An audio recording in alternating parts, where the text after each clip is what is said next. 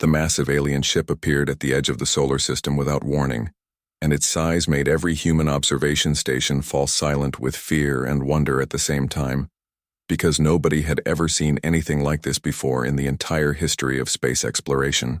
The vessel was 30 kilometers long and covered in dark metallic armor that seemed to absorb light rather than reflect it, and countless weapon ports lined its surface like the eyes of some ancient predator watching its prey. Admiral Jake Morrison received the alert at 3 in the morning while he was sleeping in his quarters at Earth Defense Command, and he rushed to the control center still wearing his training clothes, because there was no time to waste when an unknown alien presence entered human territory. Lieutenant Sophie Blake was already at her station running scans and trying to understand what they were dealing with, and her fingers moved across the keyboard with practiced speed as data filled the screens around her.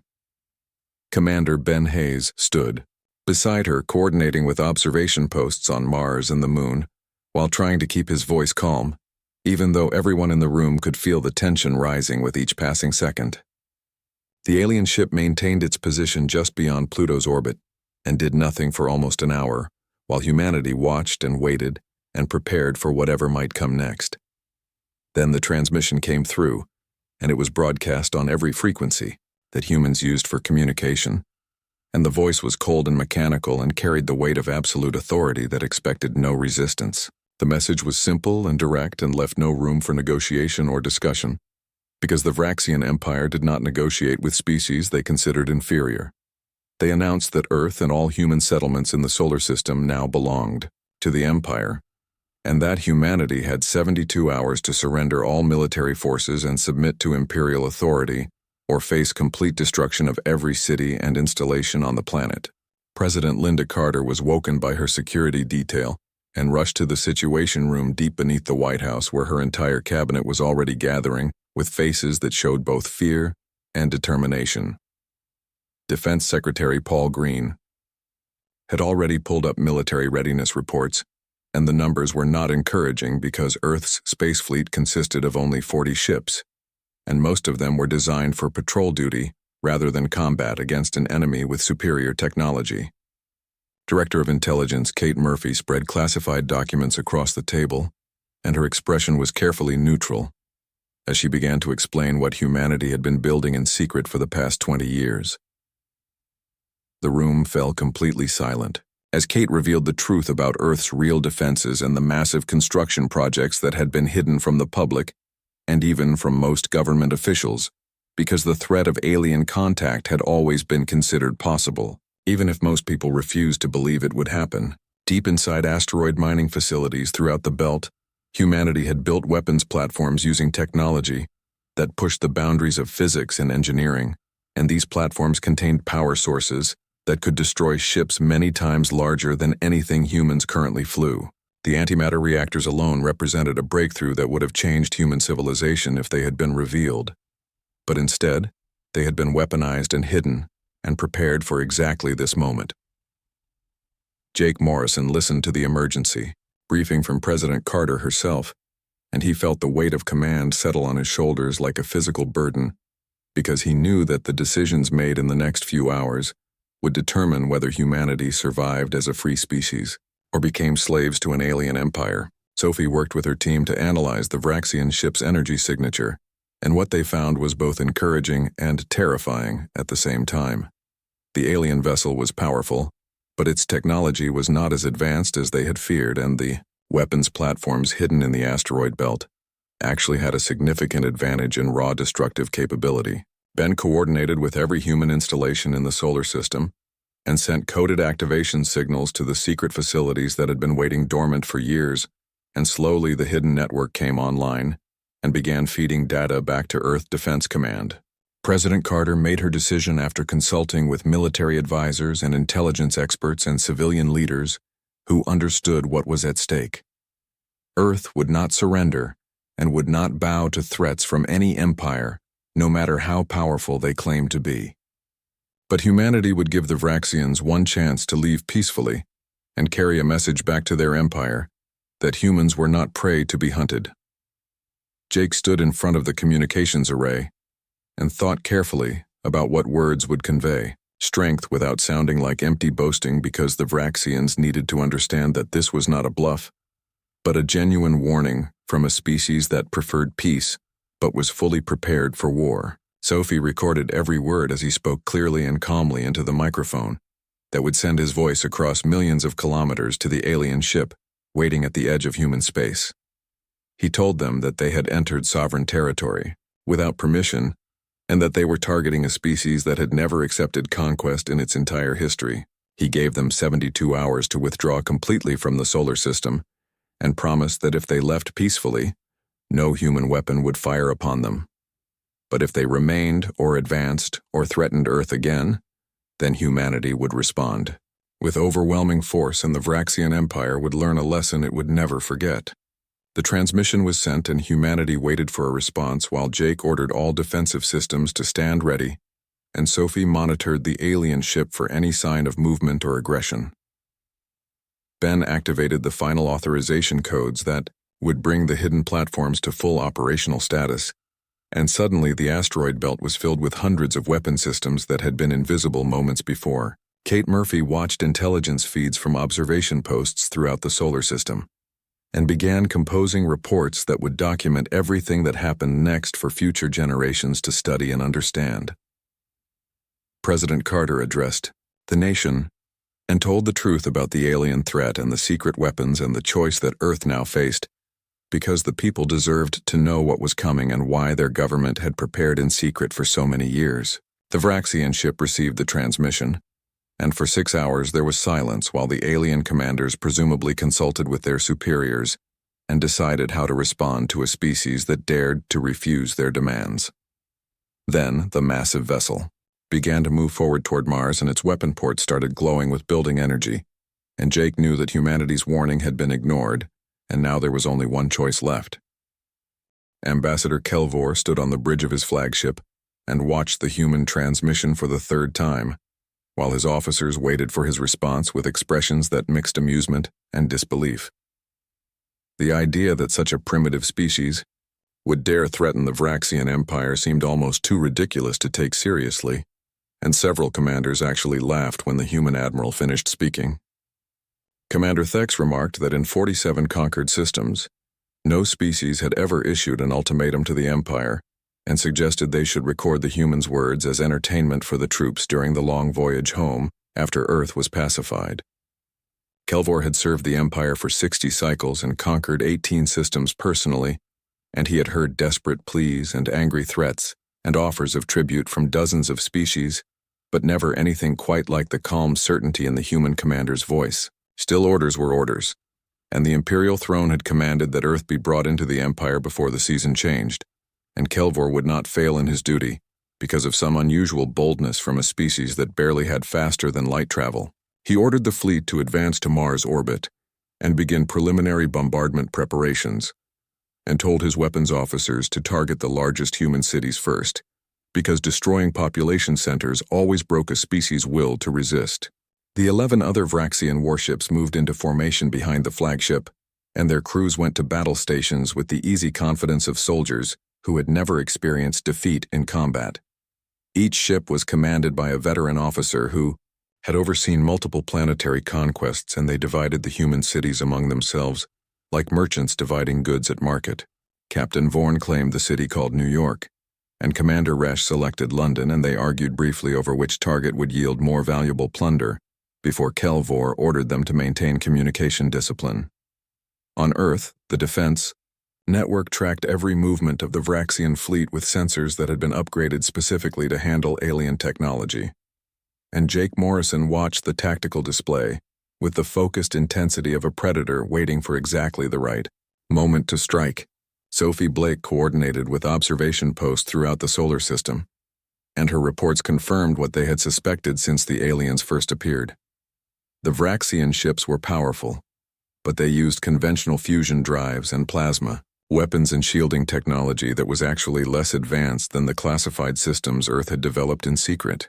Ben Hayes sent activation codes to weapon platforms scattered throughout the asteroid belt, and each platform came online silently and remained in stealth mode while alien sensors swept past them without detection.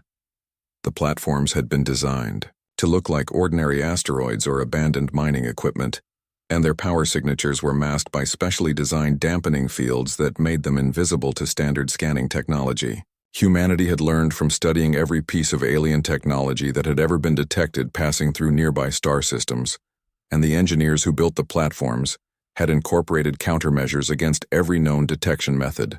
President Carter watched the tactical feeds from the White House Situation Room and felt the enormous weight of the decision she had already made, because once the shooting started, there would be no going back, and Earth would either emerge as a power that demanded respect or be destroyed as an example to other species who might resist imperial expansion. Paul Green stood ready to coordinate military responses across all branches of service, and Kate Murphy monitored intelligence channels for any sign that other alien powers were watching this confrontation, because Earth's performance here would determine how every species in the galaxy viewed humanity going forward. Lieutenant Danny Foster sat in the Signals Intelligence Facility, buried deep beneath Colorado mountains, and listened to Vraxian communications that were being intercepted and translated in real time by computers running alien language algorithms. What he heard made his blood run cold, because the Vraxian commanders were discussing human cities like they were discussing livestock, and debating which populations would make better slaves and which should simply be eliminated. They laughed about the human warning and made jokes about mounting the transmission as a trophy after Earth fell, and Foster recorded every word because people needed to know what kind of enemy they faced. The Vraxian fleet crossed the orbit of Mars, and the moment their lead ships passed the invisible boundary that Earth had established, Jake gave the order that everyone had been waiting for and hoping they would never need to give. Sophie transmitted the authorization codes, and Ben activated the master control system, and suddenly 300 weapon platforms throughout the asteroid belt dropped their stealth fields and appeared on every sensor screen in the solar system. The platforms powered up simultaneously, and their antimatter reactors generated energy signatures that were impossible to miss, and the Vraxian ships detected them all at once, and their alarms began screaming warnings about hostile contacts appearing from nowhere. Kelvor stared at his tactical display in complete shock, because where empty space had existed seconds before now, hundreds of weapons platforms surrounded his fleet in a perfect sphere of overlapping firing solutions. Thex shouted for a status report, and the sensor officer reported energy readings that exceeded anything in the Vraxian database, and weapon signatures that matched theoretical antimatter weapons that were supposed to be impossible to build and maintain. The other Vraxian commanders flooded the communication channels with demands for orders and requests for information, and barely controlled panic, because this was not supposed to happen, and nothing in their training or experience had prepared them for an ambush of this scale. Jake watched the Vraxian fleet's formation break apart as ships tried to evade targets they could not escape, and he felt no satisfaction in what was about to happen, because he had tried to give them a way out, and they had chosen to ignore the warning. Sophie coordinated firing solutions and assigned platforms to targets with cold efficiency, while Ben managed power distribution across the network to ensure maximum effectiveness. President Carter gave the final authorization, and her voice was steady, even though everyone knew that human civilization was crossing a line it could never uncross. The first Vraxian ship to fire was the destroyer on the fleet's outer edge, and its plasma cannons locked onto the nearest platform and discharged with enough energy to vaporize a small moon. Sophie's response was immediate, and 3 platforms fired antimatter beams that converged on the destroyer's shields and collapsed them in under 2 seconds. The beams continued through the hull, and the ship exploded in a cascade of secondary detonations that lit up the darkness like a newborn star. Kelvor ordered an immediate retreat, but Ben had already activated the containment field, and a network of graviton emitters created a barrier that prevented faster-than-light travel within a volume of space larger than Earth's orbit. The Vraxians were trapped and surrounded and facing weapons they could not match, and Jake gave them one final chance to surrender before humanity showed the galaxy what happened when its warnings were ignored. The Vraxian flagship shook violently as proximity alarms filled the bridge with harsh warning sounds that made it impossible to think clearly, and Kelvor gripped his command chair while trying to understand how the situation had changed so completely in just seconds. His tactical officer reported that the containment field preventing faster-than-light travel extended for millions of kilometers in every direction, and the energy requirements to generate such a field should have been impossible for a species as primitive as humanity. Tech suggested they attempt to break through the field by concentrating all their firepower on a single point, but the weapons officer calculated that even with all 12 ships firing simultaneously, they would need hours to create an opening large enough for even one vessel to escape. Jake Morrison watched the tactical display with the calm expression of someone who had planned for this exact scenario countless times and knew every possible outcome.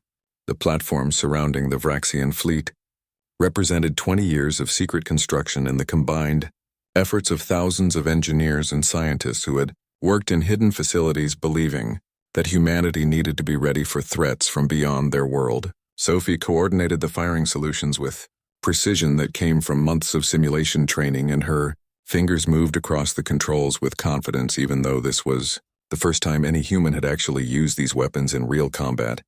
Ben managed the power distribution across 300 platforms and monitored their antimatter reactors for any sign of instability, because the technology was powerful but also dangerous, and a single containment failure could destroy everything. Within 1,000 kilometers, each platform contained enough compressed antimatter to destroy a ship, twice the size of the Vraxian flagship, and the magnetic containment systems that kept that antimatter stable required constant monitoring and adjustment. President Carter watched the tactical feeds and knew that history was being written in these moments because humanity was proving to the galaxy that Earth would defend itself with whatever force was necessary. The Vraxian commanders transmitted frantic messages to their Imperial command stations, light years away, and described the impossible situation they faced while requesting immediate reinforcements and new orders. The responses came back quickly because the Empire maintained faster-than-light communication relays throughout their territory, and the messages were clear. There would be no retreat and no surrender, because the Vraxian Empire did not acknowledge defeat, and commanders who failed to complete their missions were punished more severely than death. Kelvor read his orders and felt something he had not experienced in decades of military service, and that feeling was fear mixed with the bitter knowledge that his empire had sent him to die, rather than admit that humans might be dangerous. Jake transmitted one final message to the Vraxian fleet, and his words were simple and direct and left no room for misunderstanding. He told them to power down all weapons immediately and prepare to be escorted out of the solar system under guard, and if they complied, then humanity would allow them to return to their empire with a message that Earth was not to be threatened again. Sophie set a countdown timer for 60 seconds, and everyone in Earth Defense Command watched the display and waited to see if the Vraxians would accept this last chance to survive. Ben prepared the firing sequences for all 300 platforms and targeted each Vraxian ship with multiple weapons to ensure complete destruction if the aliens chose to continue fighting. The 60 seconds passed in silence, and the Vraxian response came not in words but in action as every ship in their fleet opened fire simultaneously on the nearest platforms. Plasma bolts and missile salvos filled the space between the fleets, and the Vraxians threw everything they had at the human weapons in a desperate attempt to create an opening for escape. Jake gave the order without hesitation, and Sophie activated the firing sequences, and 300 antimatter platforms discharged their weapons in perfect coordination. The beams were invisible to human eyes, but their effects were immediately obvious as Vraxian shields flared and collapsed under impacts that delivered more energy than a star's core. The second Vraxian ship to die was a cruiser commanded by Captain Vorn, and it had been targeting New York for bombardment before the platforms revealed themselves. 3 antimatter beams struck its forward sections, and the ship's fusion reactors lost containment and exploded with enough force to vaporize everything within 50 kilometers. The shockwave caught 2 smaller Vraxian destroyers and sent them spinning out of control with their hulls breached and their crews exposed to vacuum.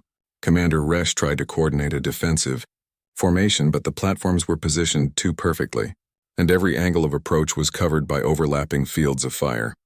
Lieutenant Claire Martinez led a squadron of human fighters, launching from lunar bases, and her pilots had trained for years in secret, waiting for a chance to prove that Earth could defend itself.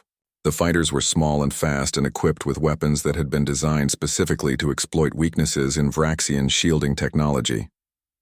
Commander Pete Johnson brought the destroyer USS Defender and 11 other warships out from concealment behind Jupiter's moons, where they had been hiding since the Vraxian fleet first appeared.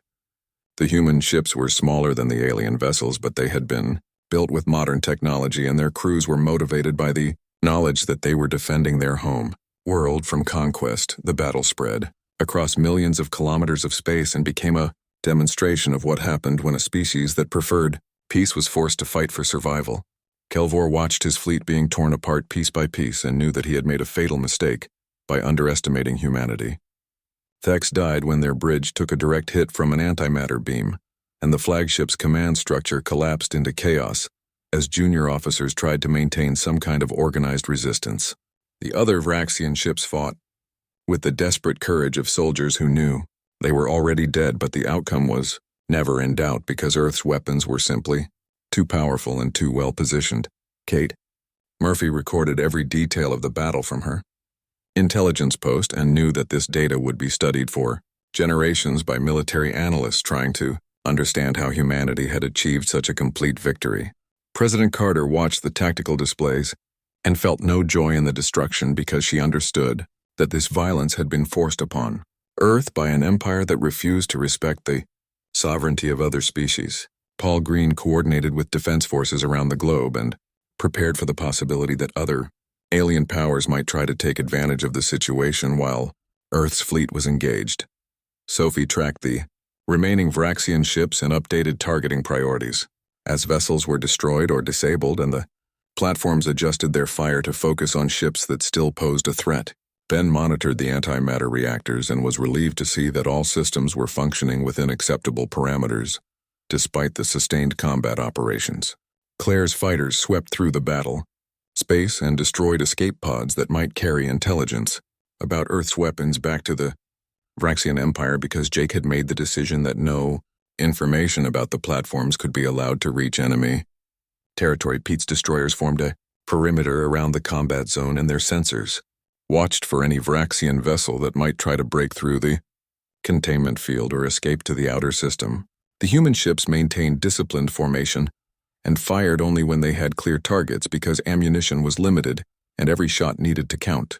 The Vraxian fleet that had arrived with such confidence just days before was being systematically annihilated by a species they had dismissed as primitive and helpless, and the irony was not lost on anyone. Watching the battle unfold, Kelvor transmitted a desperate message back to Imperial Command, and his words were chosen carefully because admitting complete defeat would result in his family being punished for generations, but he needed his superiors to understand what was happening in the Sol system. He described the human weapons and the antimatter technology and the perfect coordination of their defense network, and explained that his fleet was facing an enemy that possessed capabilities far beyond what Imperial intelligence had predicted. The response came back within minutes, and the words were harsh and unforgiving, because the Vraxian Empire had built its reputation on never retreating and never acknowledging that any species could match their military might. The orders were absolute and left no room for interpretation or deviation, and Kelvor read them with growing despair because he knew what they meant for every member of his fleet. There would be no withdrawal and no negotiation and no admission that the Empire had made a mistake in threatening Earth. Victory or death were the only acceptable outcomes, and commanders who chose survival over honor would find that death was the kinder option. Thex had argued before the bridge was destroyed that they should attempt to negotiate some kind of settlement, but Kelvor's orders made it clear that the Empire would rather lose an entire fleet than admit weakness to a species they had planned to enslave. Jake Morrison gave the Vraxians one final opportunity to surrender, and his message was transmitted on all frequencies so that every ship in the enemy fleet could hear his words. He told them to power down their weapons immediately and submit, to escort out of the solar system, and promised that any crew members who complied would be treated according to the laws of war and returned safely to their territory. Sophie prepared the message and included coordinates for safe zones where Vraxian ships could wait for transport vessels, and Ben coordinated with the platform network to create corridors that would allow the aliens to withdraw without being fired upon.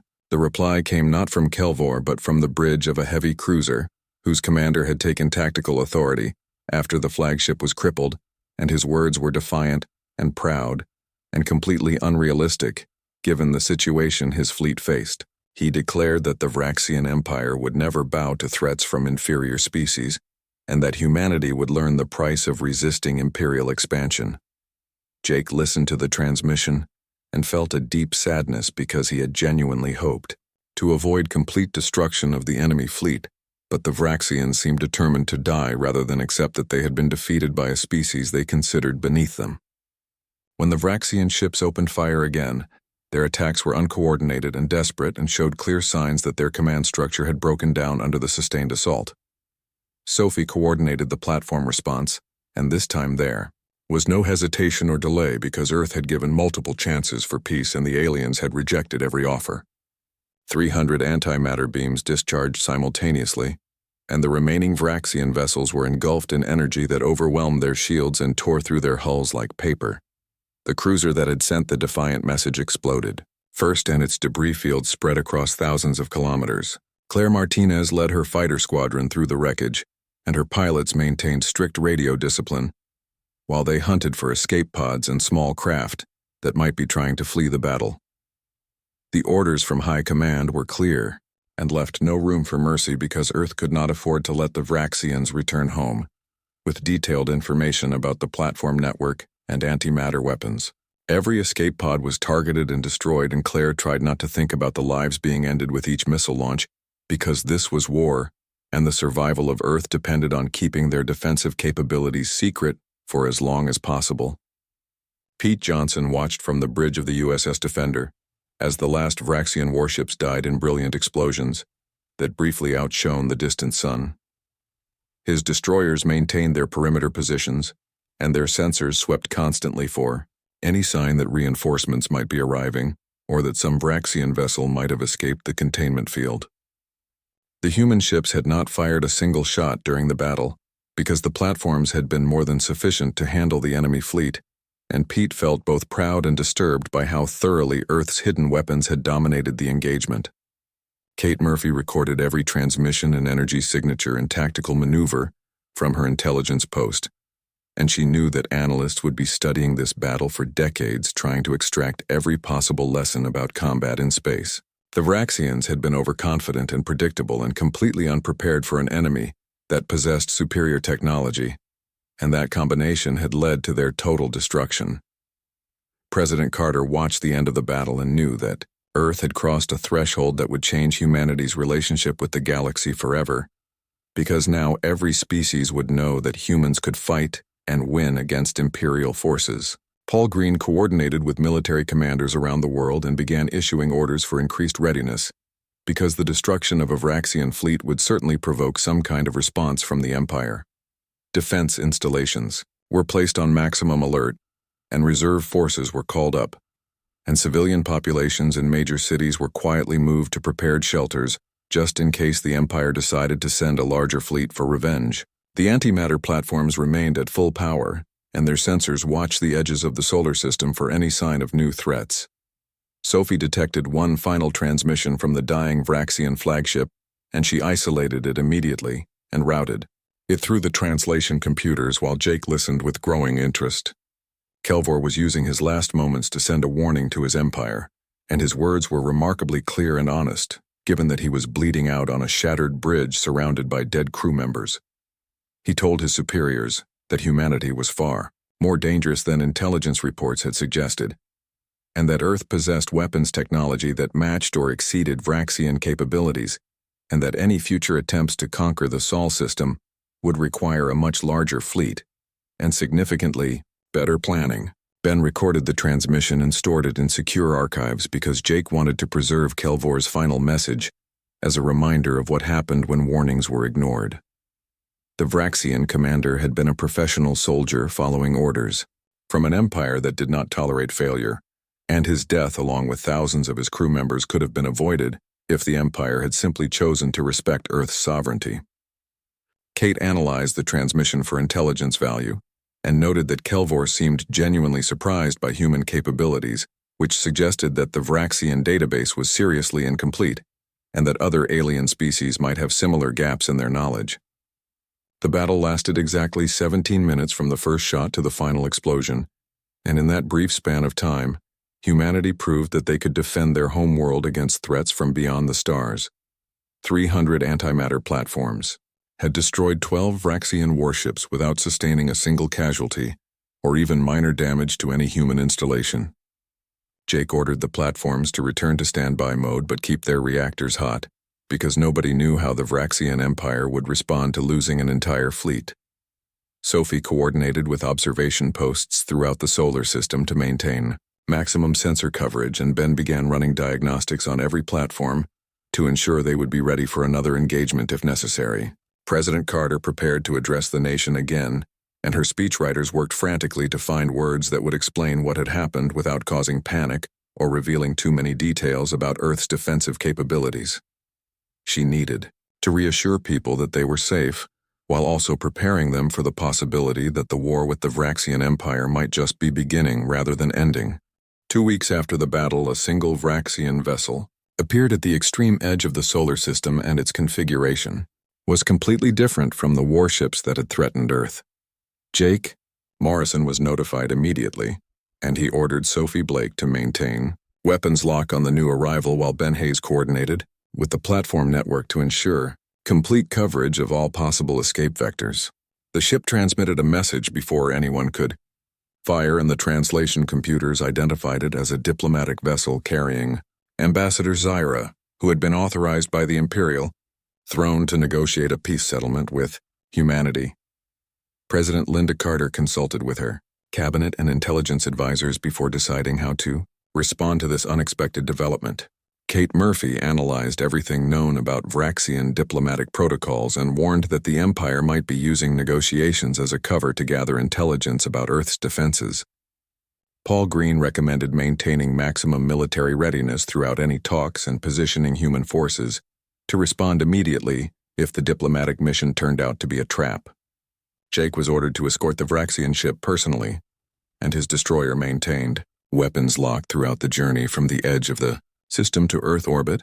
Zyra arrived in Geneva surrounded by security, protocols that would have been considered excessive before first contact but now seemed barely adequate given what humanity had learned about galactic politics. The Vraxian ambassador was tall and covered in scales that shifted color based on her emotional state, and she carried herself with the dignity of someone who represented an empire that controlled dozens of star systems. Sophie monitored the meeting from orbit and maintained constant communication with ground security while Ben kept the antimatter platforms ready to fire if the diplomatic mission was revealed.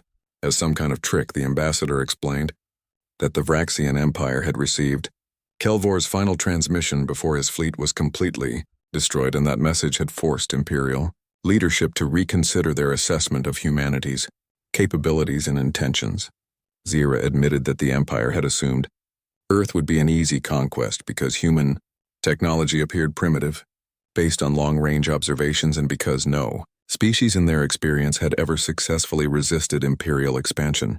The complete destruction of 12 warships by a species that supposedly lacked advanced weapons had shocked the Imperial throne and forced them to acknowledge that humanity was significantly more dangerous than their intelligence had predicted. President Carter listened to the ambassador's explanation and felt no sympathy for an empire that had threatened to destroy human cities and enslave the population. She made it clear that Earth's terms for peace were non-negotiable, and that humanity would accept nothing less than complete recognition of their sovereignty over the solar system and all future colonies.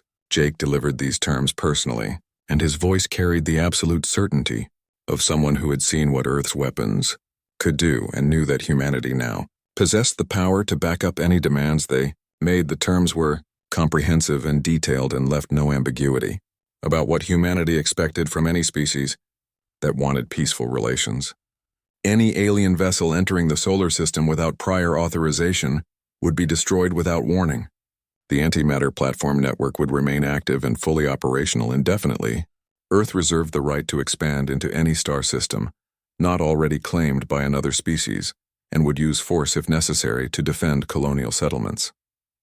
The Vraxian Empire would pay reparations for the attempted invasion and provide detailed intelligence about other species and political entities in the local galactic region. Zyra accepted the terms without argument because she had been authorized to agree to whatever demands humanity made as long as it prevented further conflict. The ambassador also carried something unexpected, and that was complete sensor data from the Vraxian fleet during the battle, along with authorization to share that data with other species. Kate realized immediately what this meant, and her Analysis showed that the Empire was deliberately spreading information about Earth's military capabilities as a way to discourage other species from making the same mistake the Vraxians had made. The sensor data showed everything from the moment the platforms revealed themselves to the final destruction of the last Vraxian ship, and the recordings made it clear that humanity possessed weapons, technology that could match or exceed anything the Empire had encountered. Jake approved the release of this data because he understood that letting other species see what happened when Earth issued a warning would be more effective than any diplomatic message. Let the galaxy watch 300 platforms, destroy 12 warships in 17 minutes, and let every species understand that humans meant exactly what they said. Within 3 months, Ambassador Zyra returned to Earth with ratified treaties that had been approved by the Imperial throne and signed by the Emperor himself. The Vraxian Empire officially recognized Earth's sovereignty and established trade protocols and agreed to share intelligence about other species and political entities in exchange for limited access to human technology. Other alien species began approaching humanity cautiously and respectfully because word had spread through the galaxy about what happened to the Vraxian fleet, and nobody wanted to test whether Earth's warnings applied to them as well. Claire Martinez found herself training new recruits for an expanded defense fleet because Earth was no longer hiding its military capabilities, and the government had announced plans to build additional ships and weapon platforms. Pete Johnson received promotion to captain of a new destroyer that was being constructed in orbital shipyards, and his crew would be responsible for patrolling the outer system and ensuring that no unauthorized vessels approached Earth. The antimatter platforms were upgraded with improved sensors and additional weapons because humanity understood that the galaxy was a dangerous place and that appearing weak was an invitation for aggression. President Carter addressed the United Nations exactly 1 year after the battle, and her speech was broadcast to every nation on Earth and transmitted to the diplomatic stations that other species had established in orbit.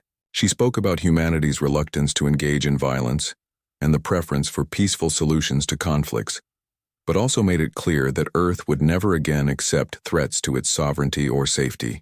Paul Green outlined the expansion of defensive networks to Earth's colony worlds and the construction of new weapon platforms that would protect human settlements throughout the solar system. Kate Murphy published an intelligence assessment that became required reading for every military officer and diplomatic official because it analyzed the battle and its aftermath from strategic and political perspectives. Her report concluded that humanity's decisive victory had established Earth as a significant power in the local galactic region, and that other species would now approach humans with caution and respect. The decision to release battle data had been brilliant because it created a deterrent effect that would protect Earth far more effectively than keeping the weapons secret. Sophie and Ben continued monitoring the platforms from Earth Defense Command, which had been expanded and heavily reinforced until it was one of the most secure installations in the solar system. They occasionally detected alien vessels at the edge of human space, conducting long-range scans before withdrawing without making contact.